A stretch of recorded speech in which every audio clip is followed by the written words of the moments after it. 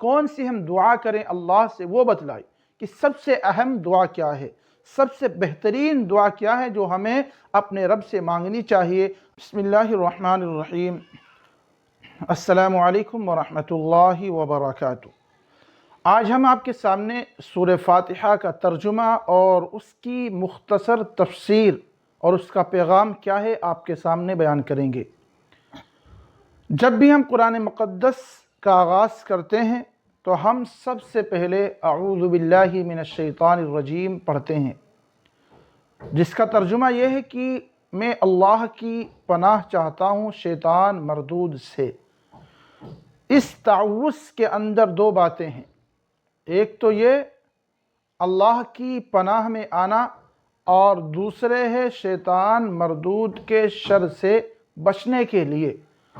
دنیا کے اندر جب انسان کسی مصیبت کا شکار ہوتا ہے یا جب اس پر کوئی مصیبت آتی ہے، وہ پریشانی میں مبتلا ہوتا ہے، کسی بھی طریقے کی پریشانی ہو، ایک انسان کا گھر، اس کی بستی، اس کا مکان ایسی جگہ پر ہے جہاں برسات میں اس کو خطرہ لاحق ہوتا ہے کہ برسات کی وجہ سے اس کا گھر منہدم ہو جائے گا، گر جائے گا، یا باڑھ آئے گی، پانی کا سیلاب آئے گا جس کی وجہ سے اس کا گھر برباد ہو جائے گا، تو اب وہ کسی ایسی جگہ کی تلاش میں ہوتا ہے جہاں وہ اپنے گھر والوں کی حفاظت کر سکے۔ تو گویا کہ ایسے انسان کے لیے باڑھ کا پانی، سیلاب کا پانی مصیبت ہوتا ہے، اور جس جگہ وہ ٹھکانہ لیتا ہے وہ اس کے لیے راحت کا سامان ہوتا ہے۔ ایسے ہی انسان کی زندگی میں، سارے انسانوں کی زندگی میں، بالخصوص مسلمانوں کی زندگی میں اس کی زندگی میں شیطان ہے جو اسے ہر وقت مصیبت اور پریشانی میں ڈالنے کی کوشش کرتا ہے، جو اس کو آخرت سے دور کرنے کی کوشش کرتا ہے۔ اب ہر انسان بالخصوص مسلمان کو چاہیے کہ اس مصیبت اور پریشانی سے نکلنے کے لیے وہ کسی ایسے ٹھکانے کی پناہ لے جو اس کو شیطان کے شر سے بچا سکے، اور وہ بچاؤ کا ٹھکانہ اللہ تبارک و تعالیٰ کی رحمت کا سایہ ہے۔ اسی وجہ سے اس تعوذ کے اندر، اعوذ باللہ کے اندر یہی بیان کیا گیا ہے کہ اے مسلمانوں، تمہارے سروں پر ہر وقت شیطان منڈلاتا رہتا ہے، تمہیں بہکانے کی کوشش کرتا رہتا ہے، اس لیے تمہیں ہر وقت اللہ کی پناہ کی دعا کرنی چاہیے کہ اے اللہ، آپ مجھے اپنی پناہ میں، اپنے ٹھکانے میں، اپنی رحمت میں رکھو اور شیطان مردود کے شر سے ہماری حفاظت کرو۔ اس کے بعد آتا ہے بسم اللہ الرحمن الرحیم کا۔ بسم اللہ الرحمن الرحیم شروع اللہ کے نام سے جو بڑا مہربان، نہایت رحم کرنے والا ہے۔ حدیث پاک میں آتا ہے کہ جو بھی محتم بالشان، عظیم اور بڑا کام اللہ کے نام سے شروع نہ کیا جائے وہ ناقص اور ادھورا رہتا ہے۔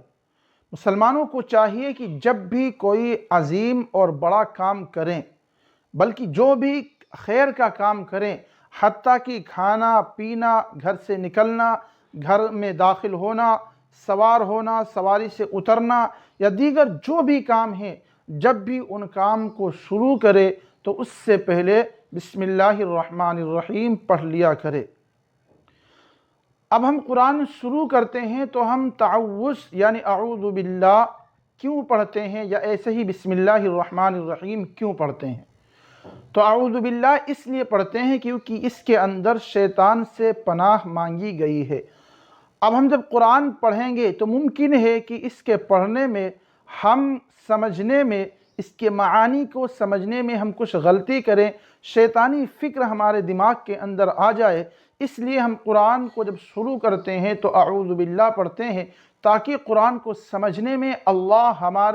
ہمارے دلوں کی، ہمارے دماغ کی شیطانی وساوس سے، اس کے افکار و خیالات سے حفاظت فرمائے۔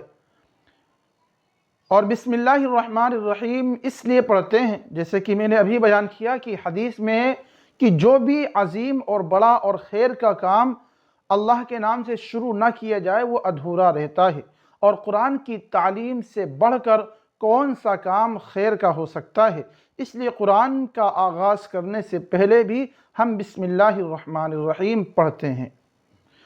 اب ہم آگے باقاعدہ سورہ فاتحہ کا آغاز کرتے ہیں۔ سب سے پہلی آیت ہے الحمدللہ رب العالمین، تمام تعریفیں اس اللہ کے لیے جو تمام عالم کا رب ہے۔ اس میں جو سب سے پہلا لفظ ہے حمد، حمد کہتے ہیں کسی کی ذاتی خوبی پر تعظیم کے طور پر تعریف کرنا، یعنی وہ خوبی جس کی ہم تعریف کر رہے ہیں اس کی ذاتی ہو، عطائی نہ ہو۔ ایک انسان دنیا کے اندر دنیا والوں نے اس کو کوئی عہدہ، کوئی تمغہ، کسی اعزاز سے نوازا، وہ بڑا بن گیا، اب وہ بھی اس کی بھی لوگ تعریف کرتے ہیں، لیکن جس بنا پر اس کی تعریف ہو رہی ہے وہ اس کی ذاتی خوبی کی بنا پر نہیں ہو رہی ہے۔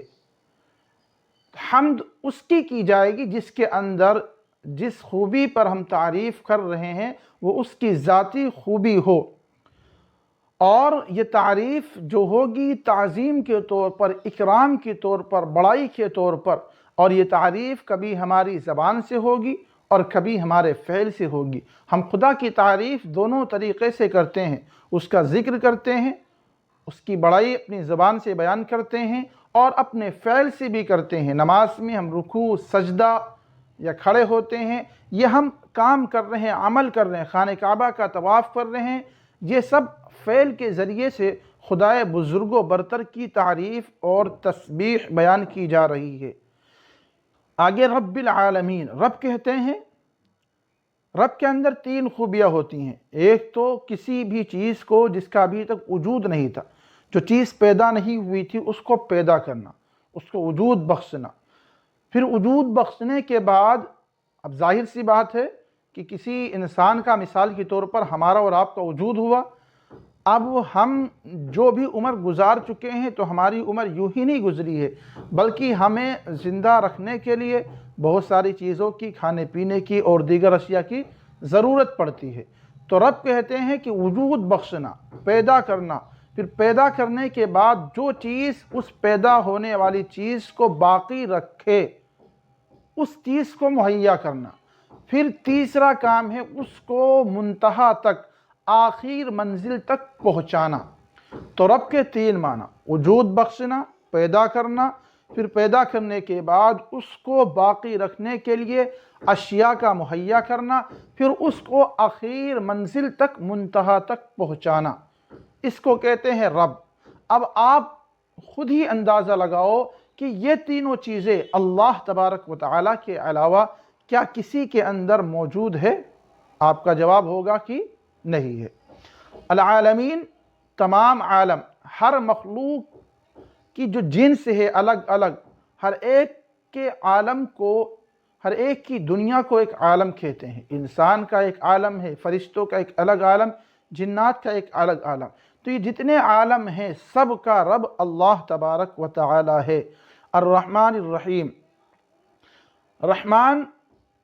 اور رحیم دونوں کے معنی ہے رحم کرنے والا، مہربانی کرنے والا۔ البتہ رحمان کے اندر معنی کی زیادتی ہے، یعنی آپ یہ کہہ لو کہ اس کے اندر رحمت کا معنی زیادہ ہے رحیم کے مقابلے میں۔ یہ اس کے ذریعے سے اللہ نے ایک سوال کا جواب دیا ہے۔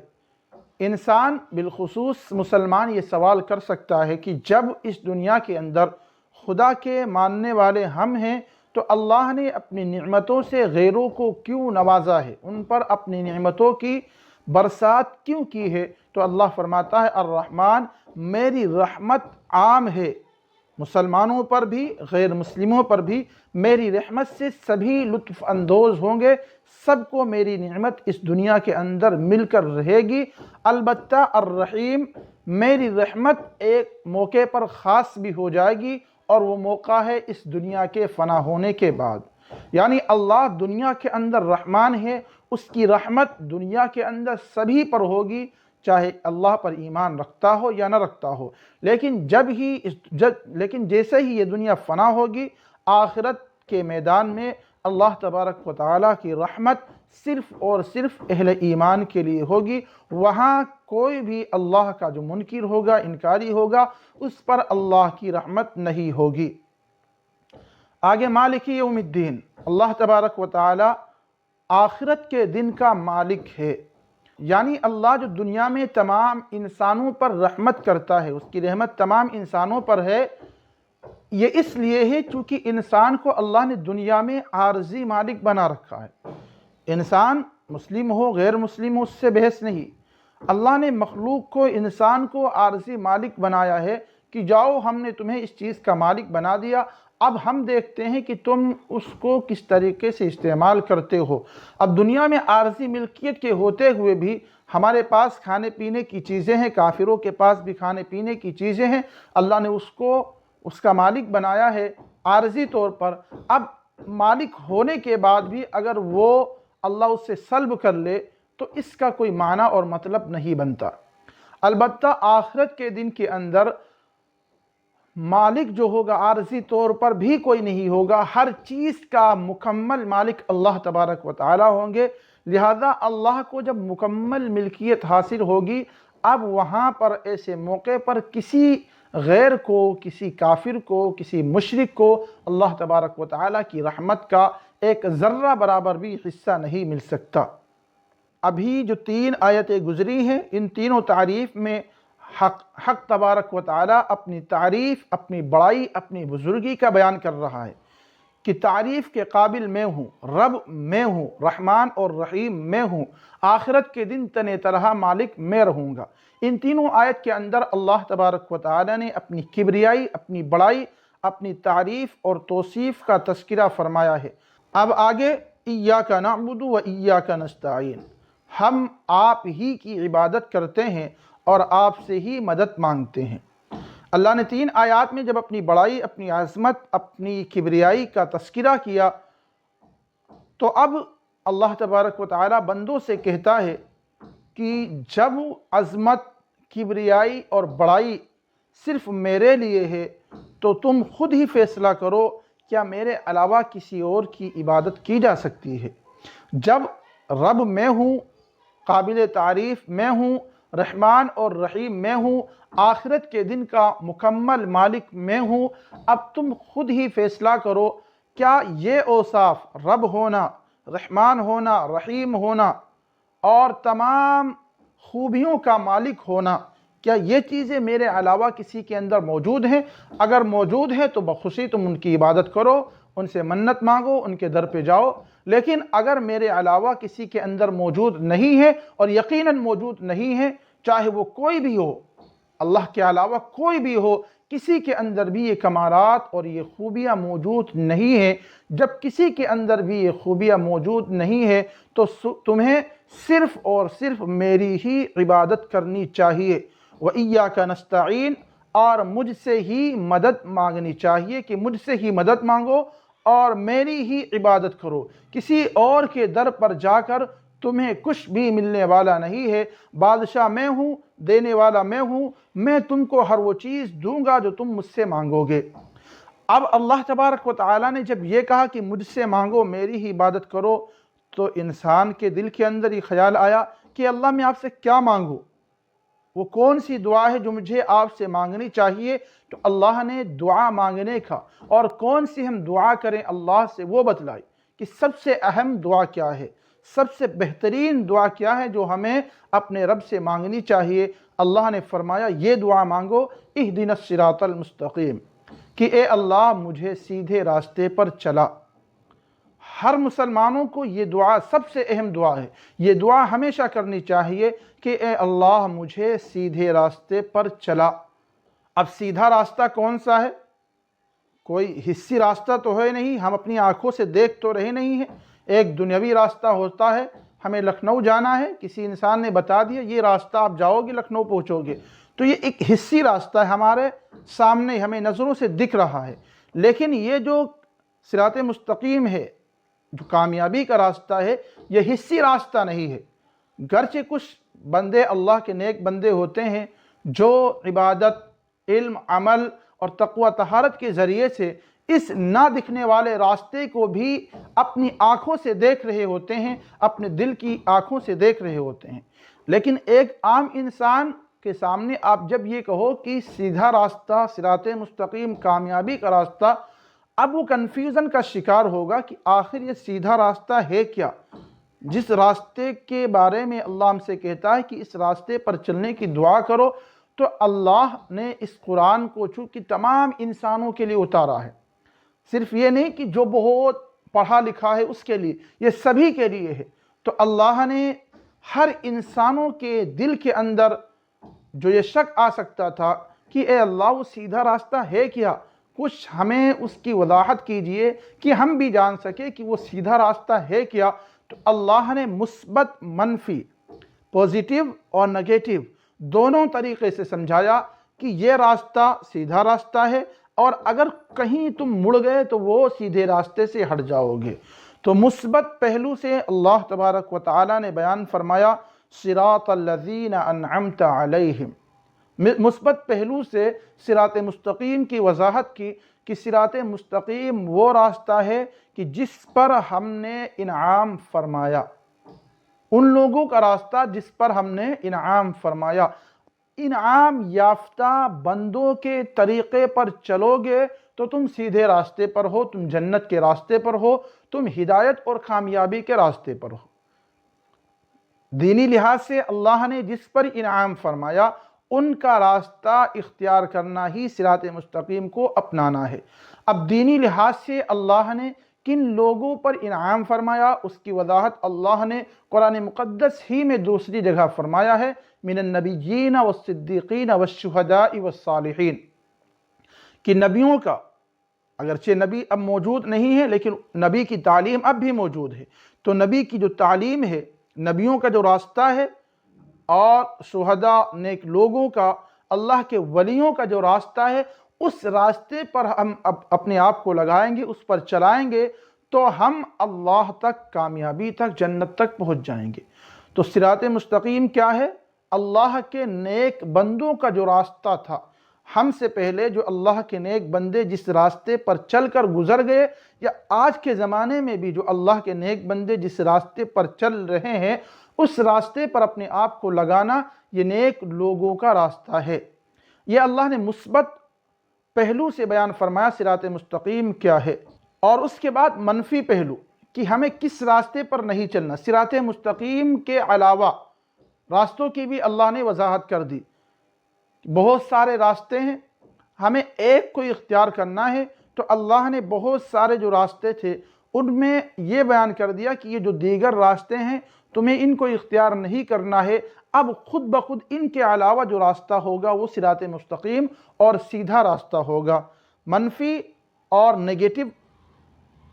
پہلو سے اللہ نے بیان فرمایا غیر المغضوب علیہم ولا الضالین، کہ اے اللہ ان لوگوں کے راستے پر ہمیں نہ چلا جن پر آپ کا غضب نازل ہوا ہے، اور نہ ہی ان لوگوں کے راستے پر جو گمراہ ہو گئے۔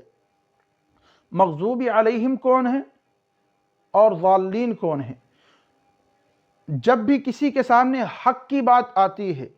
یعنی دین اسلام کی بات آتی ہے اور وہ اس کو قبول نہیں کرتا، تو دو وجہ ہوتی ہیں قبول نہ کرنے کی۔ ایک وجہ ہوتی ہے کہ اس کو اس حق کے بارے میں مکمل معلومات نہیں تھی، تحقیق نہیں تھی، اس نے حق کے بارے میں تحقیقات نہیں کی، اس وجہ سے اس نے حق کو ماننے سے انکار کر دیا۔ اور دوسرا بندہ وہ ہوتا ہے جس کو حق کی مکمل تحقیق ہوتی ہے، مکمل تحقیق کے باوجود بھی وہ حق کو نہیں مانتا۔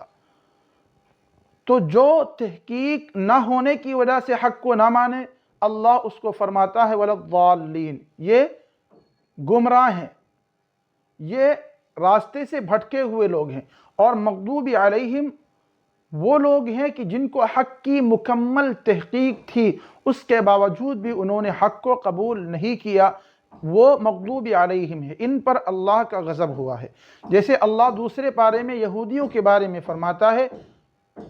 الذین آتیناہم الکتاب یعرفونہ کما یعرفون ابناءہم، یہودی جو ہے وہ اللہ کے نبی کو اسی طریقے سے رسول ہونا پہچانتے تھے جس طریقے سے وہ اپنے بیٹوں کو پہچانتے، بلکہ بیٹوں سے بڑھ کر بھی اللہ کے نبی کے بارے میں جانتے تھے کہ یہ حق پر ہیں، لیکن جاننے کے باوجود ان لوگوں نے حق کو قبول نہیں کیا، تو ایسے لوگوں پر اللہ کی لعنت اور غضب ہے۔ اب آخر میں ہم خلاصہ کرتے ہیں سورہ فاتحہ کا۔ سورہ فاتحہ میں اللہ تبارک و تعالی نے آدھی سورت کے اندر یعنی 3 آیتوں میں اللہ تبارک و تعالی نے اپنی بڑائی کا تذکرہ کیا، اس کے بعد مخلوق کو جینے کا طریقہ سکھلایا کہ تمہیں دنیا میں کیا کرنا ہے، کیا مانگنا ہے، کس طریقے سے زندگی گزارنی ہے، کون سا راستہ اختیار کرنا ہے۔ اور مسلمان کے لیے سب سے بہترین جو چیز ہے وہ ہے ہدایت کی دعا کرنا اللہ تبارک و تعالی سے۔ اس سورت کے اندر اللہ نے ہدایت مانگنے کا تذکرہ فرمایا ہے۔ اب ہدایت کیا ہے تو آگے سورہ بقرہ سے لے کر قرآن کے ختم تک، من الجنۃ والناس تک پورا کا پورا قرآن ہدایت سے بھرا ہوا ہے۔ اسی لیے اللہ تبارک و تعالی نے جب سورہ بقرہ کا آغاز کیا تو ھدی للمتقین سے فرمایا۔ یہ سارا کا سارا قرآن ہدایت ہے تمام انسانوں کے لیے، بالخصوص ان لوگوں کے لیے جو اس کو اپنے لیے ہدایت کا ذریعہ سمجھتے ہیں۔